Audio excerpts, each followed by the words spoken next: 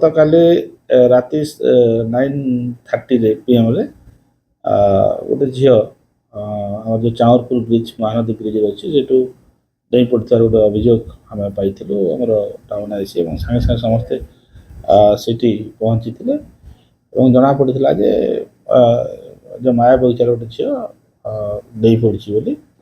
ତ ଏଇ ଯେଉଁ ଯେହେତୁ ଅଛି ଝିଅଟା ନାବାଳିକା ଅଛି ଏବଂ ଲାଇଭ୍ର ଇଏ ଅଛି ଆମର SP ସମ୍ବଲପୁର ସାର୍ ତାକୁ ସିରିୟସଲି ନେଇଥିଲେ ଏବଂ ସମସ୍ତ ଆମର ଯେଉଁ ଟିମ୍ କେମିତି ଝିଅଟା ରେସ୍କ୍ୟୁ ହୋଇପାରିବ ତାକୁ ପାଇଁ ପ୍ରଚେଷ୍ଟା ଆମର ଚାଲିଛି ଏବଂ ସେଥିରେ ବର୍ତ୍ତମାନ ଆମର 3ଟା ଫାୟାର ଟିମ୍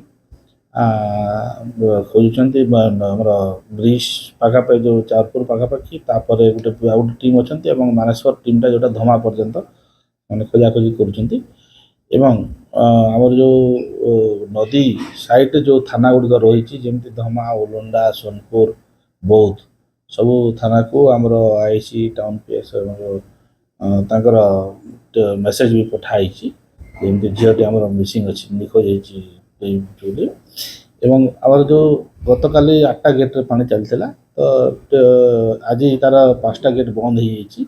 ବନ୍ଦ ହେଲା ପରେ ଯେହେତୁ ପଥର ଗୁଡ଼ାକ ଦେଖାଯାଉଛି, ଯେଉଁ ଗଛ ଗୁଡ଼ାକ ଦେଖାଯାଉଛି ସେଇଥିପାଇଁ ଆମର ଯେଉଁ ସମ୍ବଲପୁର ପୋଲିସର ଯେଉଁ ଡ୍ରୋନ୍ ରହିଛି ଆମେ ଡ୍ରୋନ୍ ମଧ୍ୟ ଲଗେଇକି ତାକୁ ମାଇନ୍ୟୁଟଲି ଖୋଜାଖୋଜି କରିଛୁ। ବର୍ତ୍ତମାନ ଆହୁରି ଗୋଟେ 2ଟା ଗେଟ୍ ବନ୍ଦ ହେବ ବୋଲି ଆମକୁ ଖବର ଆସୁଛି।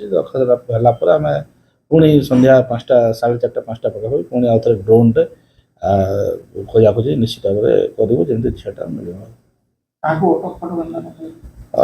ଆମେ ସେମିତି ତ ପଚରାଉଚରା ପାଇଁ ଆମେ ରଖିଛୁ ମାନେ ଡାକି ପଚରାଉଚରା କରୁଛୁ ଏବଂ ବର୍ତ୍ତମାନ ତଦନ୍ତ ଚାଲିଛି। ଏବେ ତାଙ୍କର ରିପୋର୍ଟ ଆଧାରରେ ଗୋଟେ କେସ୍ ବି ହେଇଛି। ଆମେ ବର୍ତ୍ତମାନ ତଦନ୍ତ କରୁଛୁ ଏବଂ ନିଶ୍ଚିତ ଭାବରେ ଆଶା କରିବୁ ଯେ ଝିଅଟା ରେସ୍କ୍ୟୁ ମିଳିଯାଉ।